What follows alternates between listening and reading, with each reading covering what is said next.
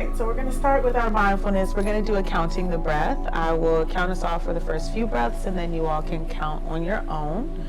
So get into a comfortable position, one that is respectful to your body but still feels relaxed. You can close your eyes if that feels good, or just take a low gaze. Take a moment to ground yourself by noticing your body on the surface beneath you. Noticing what your feet might feel like planted on the ground. Just noticing and making any final adjustments before coming into stillness. As we count our breath today, each inhale and exhale is one breath. Inhale for 1. And exhale 1. Inhale 2. And exhale 2. Inhale 3. And exhale 3. Inhale 4. Exhale 4. Inhale 5. And exhale 5. Inhale 6. Exhale 6. Inhale 7. Exhale 7.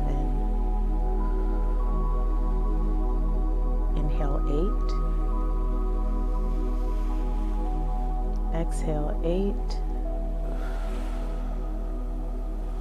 Inhale 9. Exhale 9.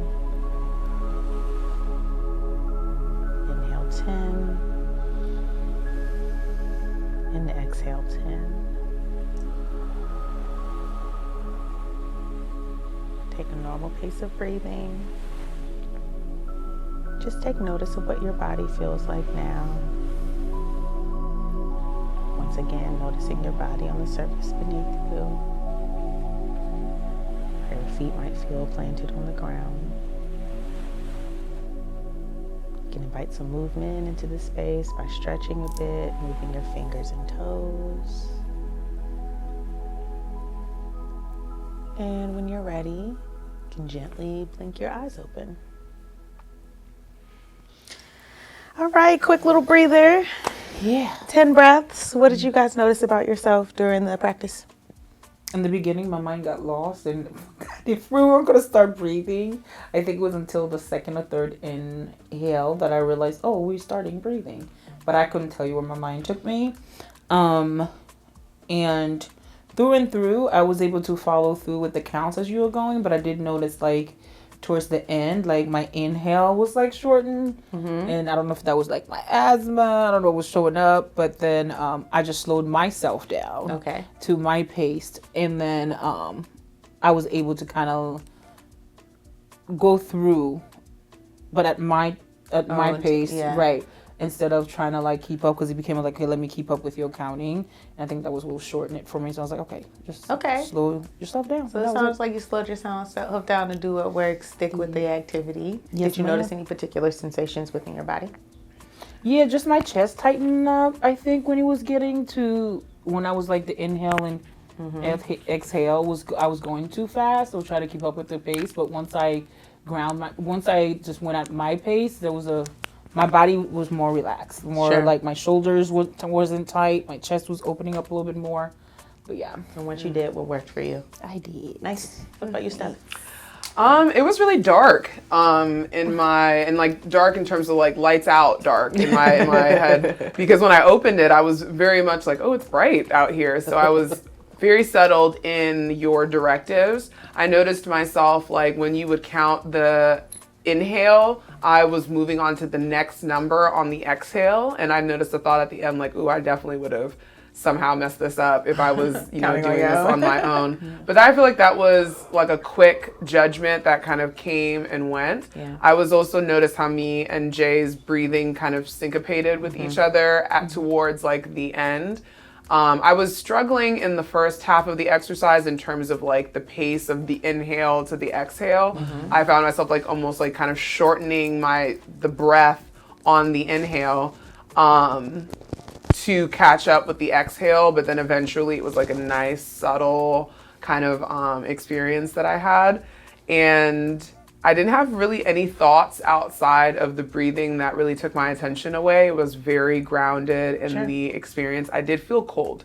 I noticed that my arms were kind of like experiencing a little bit of like chill. And some tightness in my shoes, just from like just how my feet are or my heels are. Yeah. Okay, so quite a bit, your body offered you quite a bit during the practice. You noticed quite a bit about your body, and it sounds like you were able to be tuned in during that time as well. Nothing really took you away from just being present with your breath and with yourself. Nice. Yeah.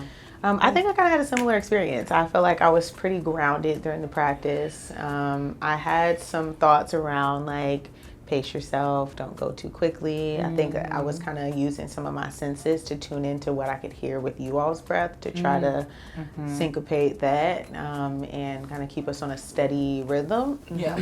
I think originally I had a different plan for the mindfulness and then kind of kept going. Yeah. But I was not judgmental of that. I just kind of let it rock and kept going. Yeah. Good deal. Cool. Good deal. All right. Well, thank you all for practicing mindfulness with us. Thank you, ma'am. Let's get into it. Yes. Check in. I'll check in. Yes. So we're going to be talking a little bit about trauma today. So how did you cope with some of your triggers this week? Two things. I showered more. Yes. Taking care of that body. And I also...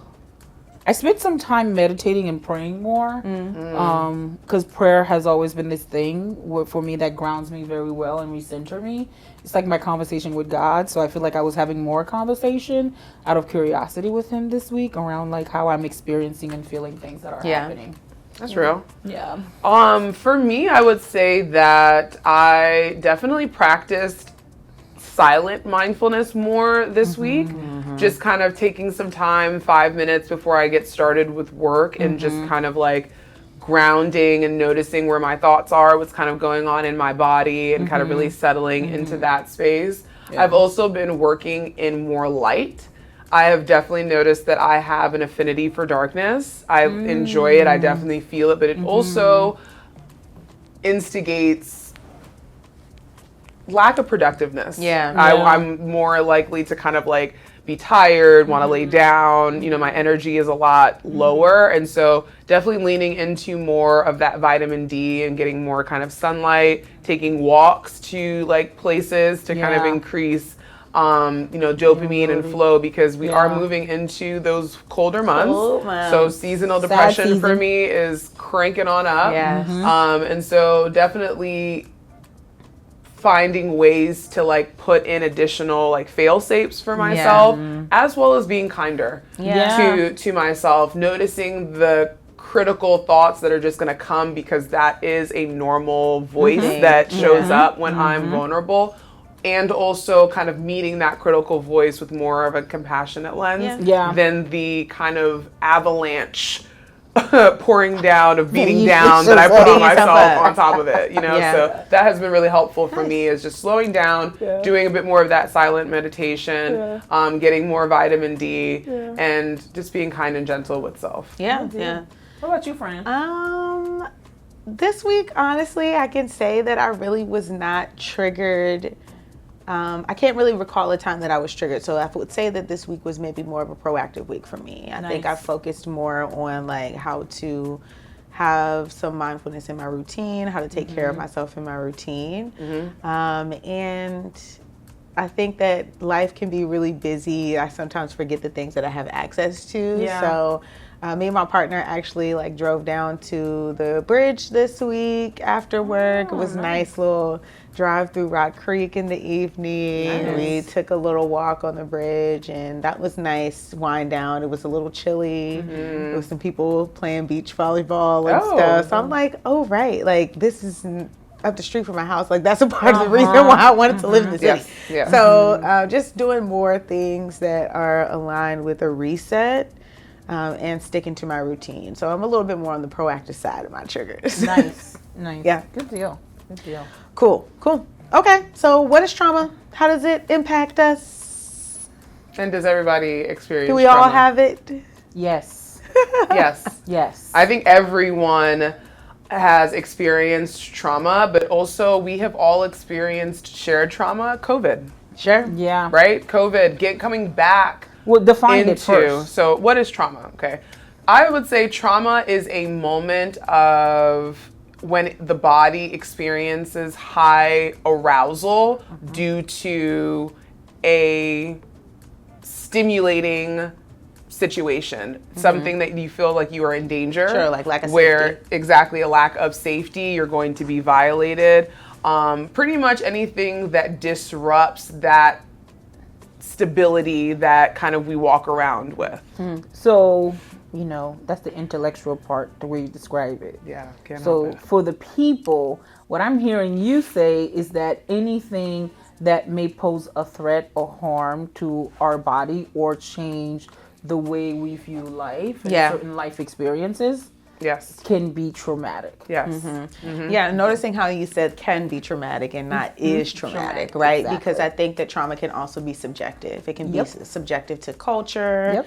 belief, understanding, which I definitely think shows up for us a lot as therapists around what is trauma exactly, and how to perhaps help people identify with like if they have had a traumatic experience, because there are certainly some things that are traumatizing in our life that have just been normalized. Yes. Yeah. 1000%. Like for us as millennials dealing with all 9/11, Global trauma. global warming, the presidential elections are something that people are finding to be very kind of like, traumatic and War. triggering, and Traumatic also and triggering. making them feel a lack of safety because Yeah. certain rights are being impeded upon or being taken away from. I'm thinking about how Hurricane Helen Yeah. just happened not 2 even weeks that, ago, and then there was another one. right, Another one, yeah. because Like natural currently, disasters yeah. are happening at a Yeah. lot higher rate. Than Think about even before. Flint, Michigan, with the water system being the way Yeah. that is a traumatic experience. Which has Yeah. been going on for like years. now. Yeah. But poverty,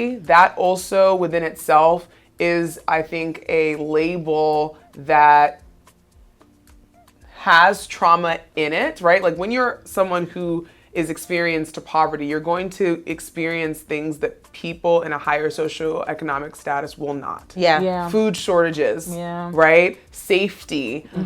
Even I think about a couple of years ago during the COVID time, people losing their jobs was making their housing. Yeah, the quality of life changed, the Yeah. way they view things. So people were changed. constantly worrying about like, am I going to be homeless? Am I going to Yeah. be, fending for my family? Yeah. Am I That going high to be level of anxiety so and stress constantly is feeling yeah. like that? And a lot of people coming out of COVID have developed some anxiety symptoms, where there's more rates of anxiety because there's an uncertainty around like, I was stable, things were cool, I was secure, and all of a sudden this random thing came in and literally Yeah, there's more potential for threat. Yes. Yeah. Yes. More. I think that more people's eyes are open to perhaps some potentials for threat that have Yeah.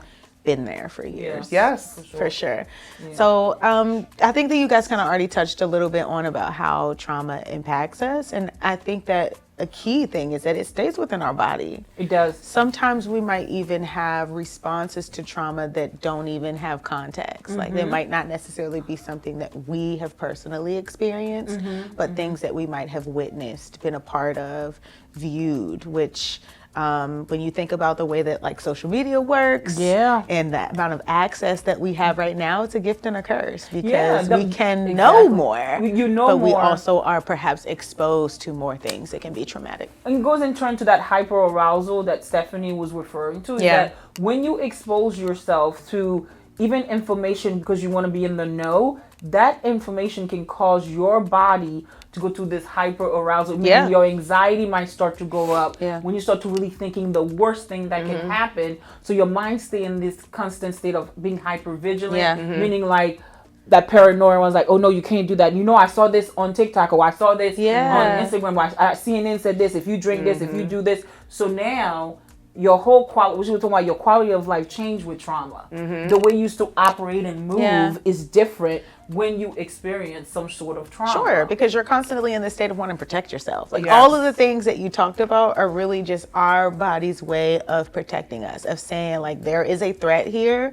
What tools do we have to pull on to protect us? And some of us have skills that are helpful, and the reality is some of us have skills that are maybe even more damaging or kind of keep us in that cycle of our distress, our chronic. Yeah, I I like also how you- think it's a sorry. No, I also please. think it's a huge disconnection that people don't really tie between their body and their experiences. And that in Yes. itself is a And response to is a trauma. exactly. Yes. So that's the point I was making around like as people of color, indigenous people, that the push through the neglect of our bodies and how our bodies speak to us. Yeah. So even when we get the common cold, oh, it's just a cold. But if your immune system is shot because it's been experiencing so many changes and things that has happened to it, then the cold is not just a common cold. That means my immune system now It's is on compromised, overdrive and yeah. it's compromised. I think that what we as a people need to be more mindful about, because even people who have diabetes, heart disease, all these things that we're getting, sometimes it's not just hereditary.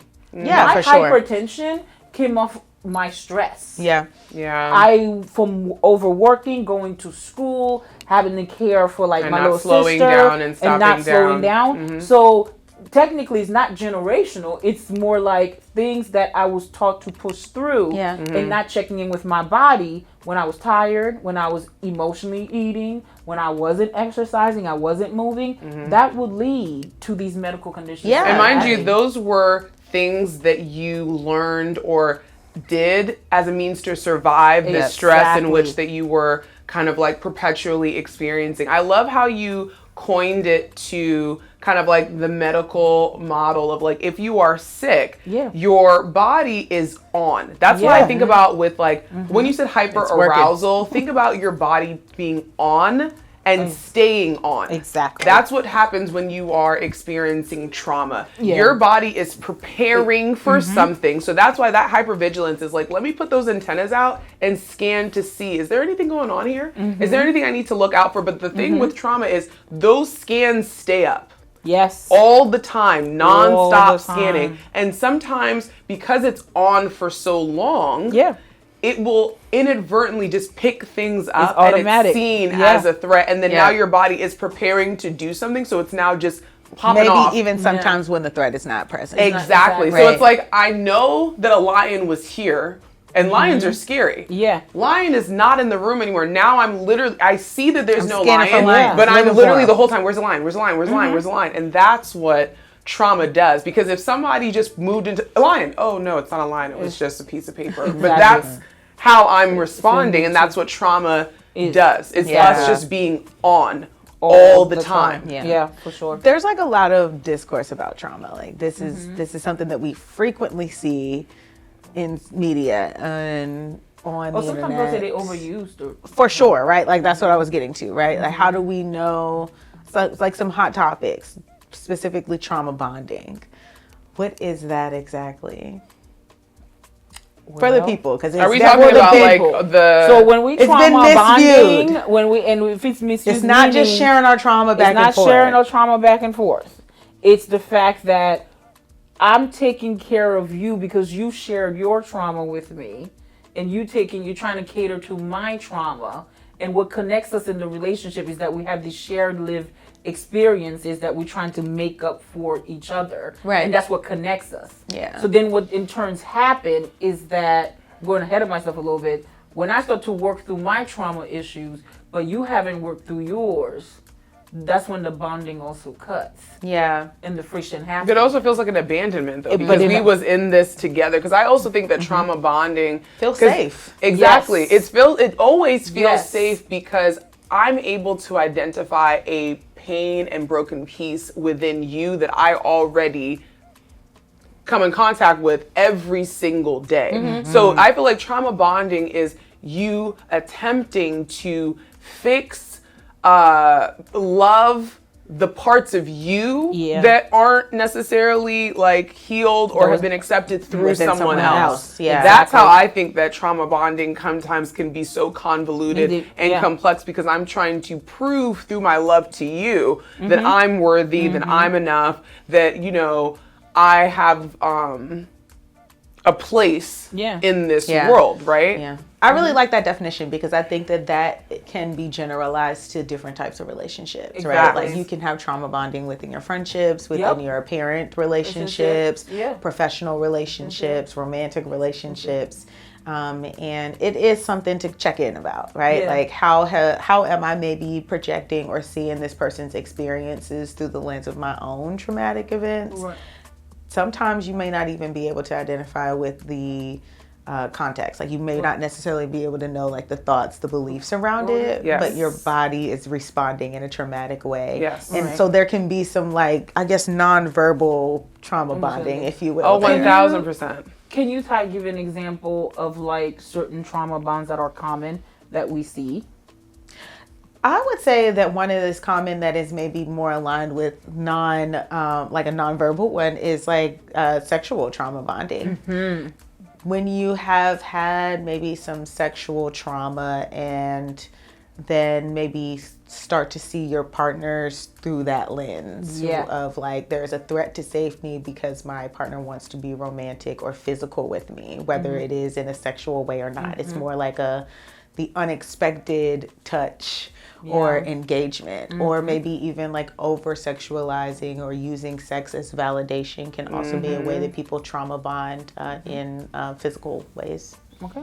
I think so. Do you have an example? One thing, I don't have an example about that part, but what I found interesting was when you had brought up the piece about sharing traumatic events versus people making trauma their personality or like a qualification of some degree, right? Like that is the part that I think is interesting, is the fact that like we don't share trauma like it was a singular event or, you know, maybe a few events that came and went. It's often shared as, this is something that happened to me and now defines me. Exactly. There's remnants of it that I'm unable, that are not a part of me. It's almost like this is an alien piece of me that I'm forced to carry along because something happened to me, and we're all kind of like sharing our unwanted pieces with each other, kind of thing. Exactly.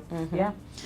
Okay, so like just thinking about how we might see trauma in the media, right? Like how are we maybe even seeing and experiencing traumatic events without even knowing?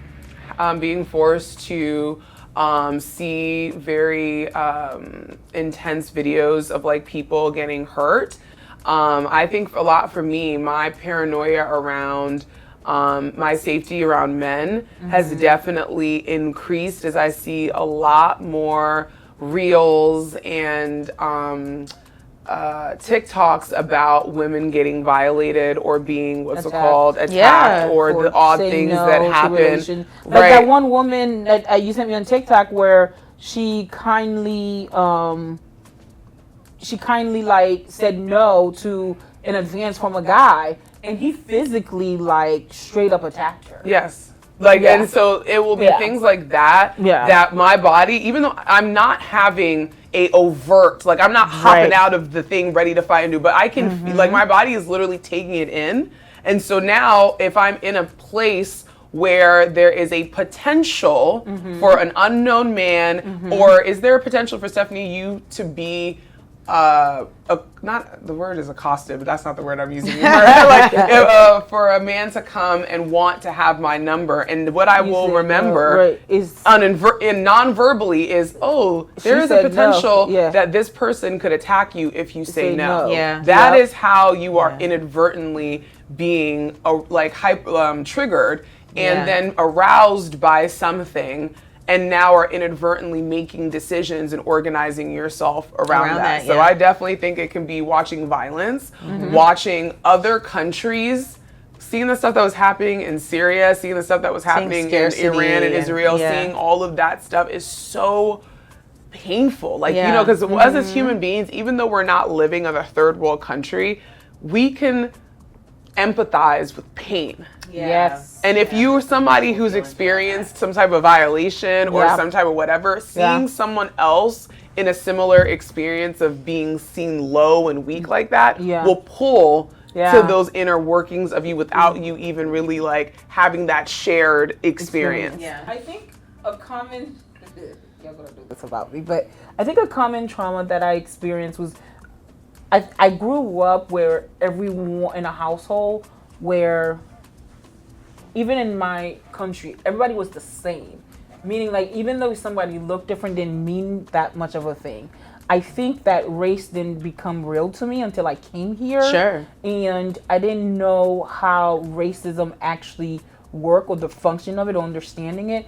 It wasn't until I like watched Roots in middle school, then I realized that's how people were treated because I wasn't exposed to that. Right. And also seeing how other people had treated me opposite of my own race that I experienced. So now I'm always vigilant when it comes to I call it colonization, but when it comes to like when I'm interacting with white people at times or when I hear stuff in the media, like George Floyd like automatically like trigger me on a whole different level. But things like that, I become hyper vigilant around what is your motive? What is your intention? Am I safe with you? Even from when they stop you, when they asking questions, when you're interacting with them, their attitude and things like that. Like that's interesting because you at least are curious. I automatically assume no. So for me, it's like sometimes I'm always assuming like, okay, you have a motive. Like there's a purpose. You're going to hurt me. You're going to hurt me. There's a reason. Yeah. So I have worked through around like, you know, taking more information. But I have to say like constantly, my body at times get really uneasy. Even watching a movie we were watching. And there was a little boy, there was a black boy, he was pulled over. Automatically, I already knew what was going to happen. And it happened and he just... And I immediately be ready to turn the shit off. You can feel yourself bracing. I know even for I couldn't me, watch this I can tell that I'm being immediately triggered by something because my body immediately can't stay still. It's almost like I want to come out of my body. I'm like, I don't want to see this. My hands are starting to ring. I'm looking all these different places. That's how. Because my cousin was murdered that way. So it was one of those things where he was like a wealthy kid minding his business, but because of his wealth and because of who he was attacked. So the way that I saw that, you know, every time I hear like he had literally 22 bullets to his body. So to me, that's like, so when I see things and I hear things, those things where even Sandra Bland, like all of these things really just, I have a reaction that angers me. And those not necessarily being personal, that like the media parts not being personal experiences to you, but some secondary or vicarious trauma that you can feel. And that's something we're talking about too, is trauma events don't always necessarily happen directly to us, right? It's like it's not happening, but it is being in connection with it enough where emotionally I'm invested, because that's what it is. It's investment in the experience is what then takes like that material away. That's what I would say that is connected with. I agree. I think also that the way that Western or like America engages in celebrity can also be traumatic, right? Like for the person who is kind of put on that pedestal and for the other people that are maybe viewing that. Right. Well, I think that's what also when you look at Black films and Black actors are saying, and they talk about, is a discrepancy around like the need like to change their bodies and who they are. Like Viola Davis, I think, is a wonderful example of like, you know, here I am, but how she talk about she sometimes felt forced, or her mind was like, why can't I not have the silky hair? Why can't I would have gotten this role for this, and she had to remind herself of like her talent. But this is like a common thing that you know, Hollywood and, you know, is the perpetuation of like this is the standard of what What's we will going take in, compared to, it's not really about the talent, but the talent is like divided. That reminds me of, I'm sorry, because it just reminds me of the actress in Vampire Diaries, who she was one of the only black. What's her name? Kat Graham or Yes. something like that. Yeah, she was one of the only black women on the set in a very popular TV show in the I think it was like 2010s type thing. And like the way that the producers treated her, like accosted her, made her feel like the things that she was asking for were like, oh, how dare you even. It was so traumatizing to her to constantly go to work unsure of how you were going to be ridiculed, unsure whether or not you were somehow going to be made accountable for something that you weren't. That stuff is trauma. Nobody's necessarily dying. No one is necessarily being hurt physically, but mentally. There's dehumanization there. Exactly. Yes. I'm constant oppression. I'm constantly looking over my shoulder and wondering, is this day going to be the day that they're going to bring it up? Looking for that thread. That's how what's called trauma can also show up. But I just wanted to bring that up. Yes, definitely. I think that one that has really been standing out to me over the past couple of years is like the amount of very high-powered or like popular celebrities or rappers that are currently on trial. I think about the Young Thug trial that's been going on for over 2 years now. Yes. Just the way that the court experience, that in itself can be traumatizing, because as humans, I think that there's just some things that we need to be able to believe in, to be grounded. And the way that trial is kind of carrying on, it's just slowly deteriorating the belief in the justice system, along with other shit that's going on, for sure, right? Yeah. But you see somebody who's kind of who has maybe attained this level of power based on what we may have been told that we're supposed to do. Yeah. And you're being knocked down by the court system. I think about particularly Diddy as well, who is like being accused of some very heinous things. Extremely heinous. That, to be perfectly honest, I can believe that occurred, right? Yeah. But I think about how that experience is also traumatizing to his children, to people who maybe see him in a different space outside of celebrity, knowing that my perception of him is like a small portion of who he really is. Yeah. But that can be traumatizing too. Yeah. Because they're attached. It's like you said with Diddy's kids, it's like they know the father. These other entities, they're not preview to or know. But even that, we don't know who he is as a father either. But even here's the thing though. We don't know who he is as a father, but to turn every television, every TikTok, and they're talking about their whole father. Their whole life is literally disrupted. Yeah. And that's what trauma is. Yeah. It's like, especially the other two that were by Kim, where they lost their mom not too long ago. So now there's a father that. And now there's a conspiracy that your father did something like so the disruption of the black home in general is a historic trauma that we often deal with. And we are seeing it constantly played out in media, television, our own lives, our neighbors' lives. So it's a lot. Yeah. It is a lot. It definitely is a lot. But also the weird romanticization? Yeah. Romanticizing? That's the word. Yeah. Romanticizing of trauma. Remember the play that we watched yesterday? Yeah. We went to see this really great play called The Exception to the Rule. Yeah, and shout I out to thought, Studio Theater. yes, I thought it was really great. But one thing that it kept bringing attention to, as each character reported on their trauma, the response was the same. Minimization and laughter. One kid told a story about how he has a fear of walking home because his brother was killed while they were walking home, and he had to go into a store and hide at a place, and he hid in a place where it was dark.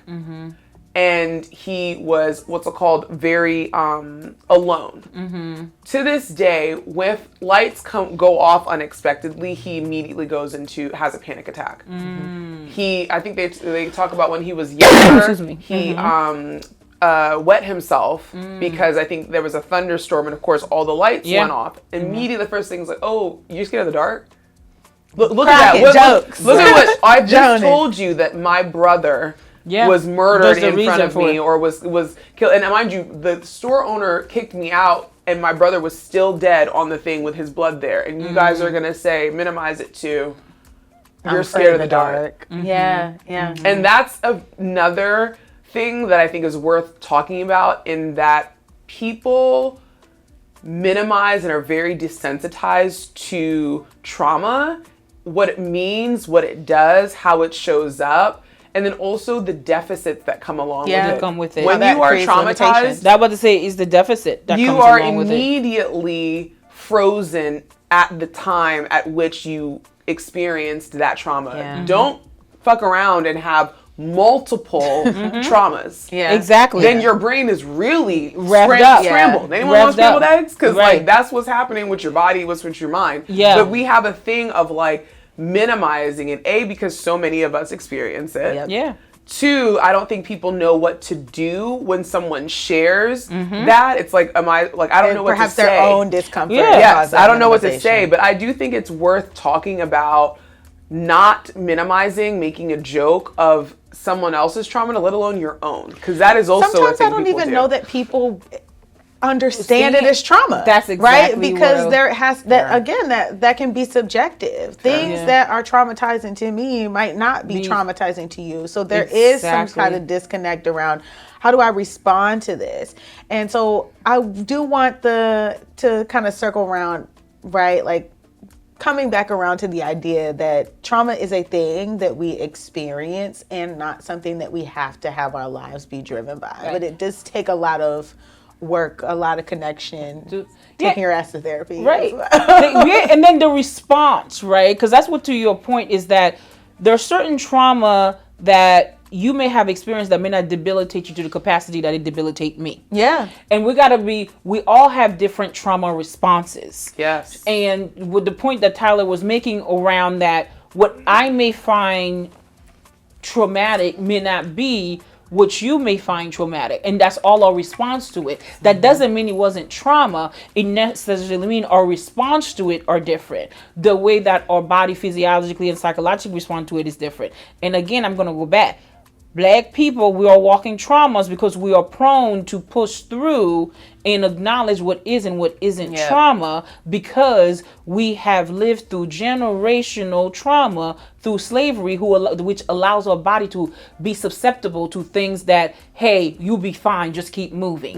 Rape culture does go back to slavery around women being raped and being okay because they still have to perform in the field and do that. Or people being killed and you had to go and you right have back watch to it. work. So the with next- black men, it's like Yes. you watch your family get taken from you and get killed. So now when it comes to me honoring, because people don't think about how that shows up, when it comes to me how to be a father, how to show up in the household, I'm also taught that, hey, people also leave you. The abandonment that we all feel, but even black men and normalize abandonment or not understand this abandonment, that it's okay to walk away from my kid or my family. It's okay, but they walk away from me. But that And could not perhaps show up underlying- in a way in in your a body. way, exactly. Yeah. And then as women, we also like, hey, you can leave, I got it, right?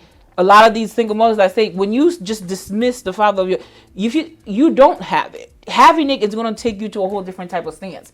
But that is, I say all this to say, it's like, the response is different, and we gotta look at our history to understand why certain things that our kids may showing up, we're like, oh, that's not trauma. No, actually it is. And I'm glad, let's say that that again, parents, please listen up. Yeah. Okay, let me catch your ear here. Right. Okay. Just because the experiences that you had growing up weren't as intense as your children, please don't minimize what they're going through. Don't minimize it. Yeah. Well, when I was growing up, this yeah. Or what do you have to be traumatized Or for? what are you depressed about? What are you anxious got about? I this. can tell you there's a lot of things for them to be depressed about. Yep. They're feeling worthless because you, as their parent, is minimizing their experience as it is. Yeah. They don't know what it's like to be those things because you made sure for them to not feel that. They're still allowed to feel a sense of Once they leave lacking, that home. Yeah. even with what you've given them. And I think Right. sometimes that's where the problem comes, is when it's like, well, my trauma feels like it impeded me from so many things. Your trauma doesn't look like it's impeding you or like from the things or that my it trauma impeded looked me. like scarcity, so I'm going to like overcompensate by giving my child things. Yes. Without necessarily understanding and developing like emotional attachment. I had literally Repeat had that that, conversation. Ty. Yes. Repeat that. That's to the it's point. more, right? It's It's to the more than point. just like Exactly. my trauma and Tangential scarcity, so things. I need to fill that void by tangible items. Yes, Exactly. Yes, I literally had that conversation today with a mom who was just talking about like, yeah, like my kids, they come to me and they want to ask stuff, and I just be like, you know, I raised you to figure it out on your own. And the first thing that I thought of is like, What was your experience? I mean, definitely what was your experience? And their experience was like, she was unable to go to her parents for help. She was not, they helped all her other siblings. Yeah. Yeah. And she was the one to fend for herself. So she does not have the learning history where I can go to someone else. Yeah. So she thought the only thing that she needed to do from her perspective is let me learn you provide. up. Yeah. Right? Let me learn you up with Let me all the teach you knowledge the and all the values, things the that I wasn't skills. given. Yeah. And then now you're going to be able to figure it out. And this is, Exactly. remember the conversation I had with you last night about how parenting does not end when a kid, what's it called, turns 18, 25, gets married. This parenting ends when either you die or, God forbid, your child dies. And so when you think about that, your child coming to you for things that you like were unable to come to your parents about, and you find yourself feeling like a sense of overwhelm or feel like the capacity is being stretched, that might be your trauma showing up there. Yeah. And it's okay to acknowledge that I'm feeling a sense of envy, and that's what that is that they have an experience that I couldn't even have imagined to have growing up because of how much deficits that I was juggling. That scarcity, And it's okay that that is the experience, but we have to acknowledge it instead of somehow making it everybody else's like responsibility to carry something because you weren't able to drop it off. Yeah. Okay, so am I a bad therapist if I feel affected by my client's trauma? No. And you know what I say every episode? You're a human before you're a therapist. So one more again, you came with trauma just like they came with trauma. The key is to notice when you be very mindful and noticing when my body's responding to that client's trauma and when it's their own stuff. I think that's like one of the most risky part of the job, right? It perhaps is. exposing yourself to some shit that you maybe have not experienced. Or have not healed from. Or have not healed from, right? Like that vicarious trauma of like just supporting people through that role can be taxing. And so there is definitely some room for like protection and like barriers, boundaries around what that looks like. Even have some like proactive coping skills in place. Like how do you have your decompress? cold water, decompress after the session, give yourself space and time, even journaling what showed up for you, talking to either, if you have a mentor, if you have a colleague, if you have a clinical supervisor, hey, I think something's showing up for me, when you realize something's showing up for you. Yeah. So question though, what are examples of a therapist being triggered? Me, I would say when you start to stonewall, and stonewall looks, you start to harden yourself. That's what, And then you start to, in a way, and I think therapists can understand, you start to slowly separate yourself emotionally. You're still there, you're still nodding, you're still doing the things, but there's a subtle, let me get myself out of here thing. And I think that happens a little more than the more loud kind of like, oh, my hand is shaking and all this other stuff. Practice more in other relationships too, right? Like that immediate withdrawal when that discomfort shows up around like, I know everybody has perhaps had an experience with someone who maybe always got something going on. Yes. And your conversations turn more into like, damn, that's crazy.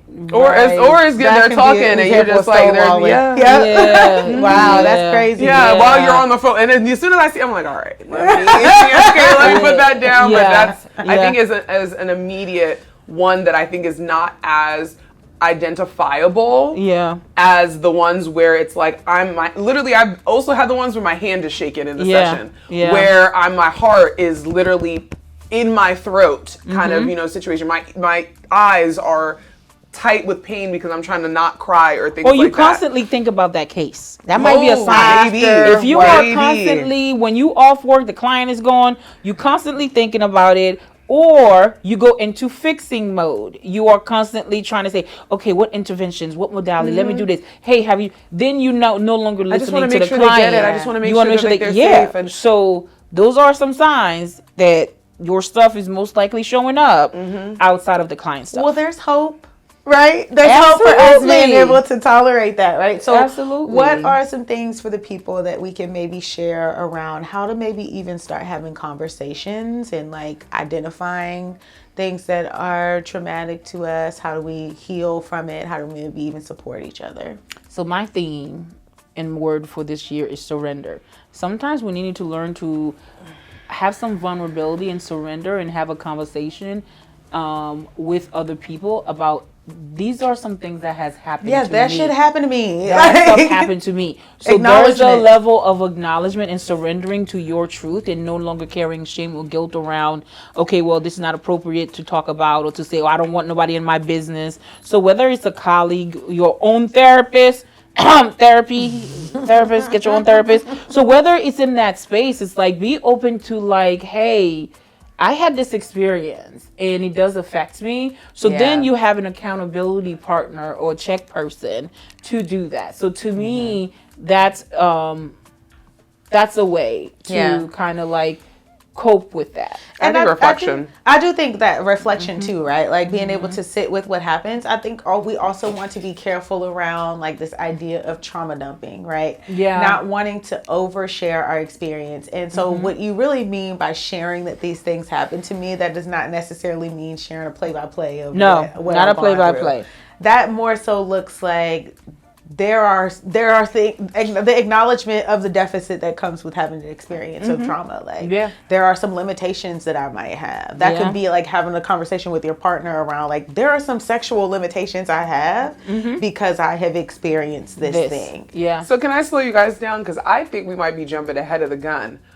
What about the folks who don't even know that they are being traumatized? That's what I mean. So for me, especially with the sexual trauma piece, right? A lot of the times when you come in contact with the trigger, it's like in the eye of the interaction. So the ability to kind of like move from that sexual space to then move to this other emotional space can be very difficult. So that's why I say reflection is key, because sometimes it's safer to mask in those moments in order to get through, and then later let me sit down and figure out what happened. What happened here? Like, because even in that time, I'm not having a lot of access to the executive functioning, because that's what trauma does, right? Yeah, this part of our brain that allows us to plan is gone. So even in those moments, my ability to have a conversation about what is happening is mad limited because it's not there. So sometimes I have to wait till later. Wait until that good old-fashioned brain comes and settles itself back down. I can look at the situation and then be like, okay, when they touched me like this, my body did this. When is the last time I felt like that? That's the question worth asking, is when is the last time I felt this way? Because trauma has a lovely pattern thing, right? Like it doesn't, we usually aren't just randomly spurting out behaviors related to a traumatic event. It's very much associated with whatever we were experiencing at that time. Okay, so to wrap us up, I'm definitely hearing reflection is a way for us to cope with trauma. Also maybe having some conversations around like what we need and how we need to be supported. And I would also say a helpful way for us to manage trauma is to just be present with ourselves. Like get to know your body a little bit more, spend some time with your body, listen to to that gut feeling. The gut, and that's a good one. The Listening to gut, yourself. the chest, our hips, okay, shoulders. Those things communicate a lot. Yeah, they do. Sure. All right, For cool. sure. Well, we will certainly see you next time on Couch Yeah. Chronicles. I am Sparkle Ty. I am Judalyn, aka Jay the Don. I'm weak. I know, I'm I'm Stephanie. trying. Okay, no I'm trying to AKA. make Call me what Well, you we don't want but not AKA really. though. Like, don't we ain't advertising? I mean, AKA. what? Also known as. Nobody's hitting the. Anyway, I'm Stephanie. This is Couch Chronicles. We'll see you next time.